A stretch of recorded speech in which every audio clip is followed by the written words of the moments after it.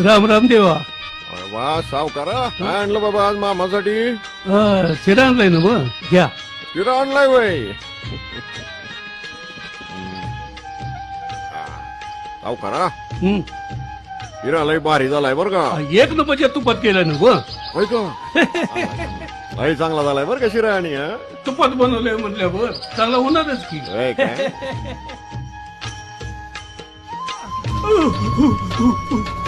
अरे सावकारा, अरे म्या काढी पेटवली.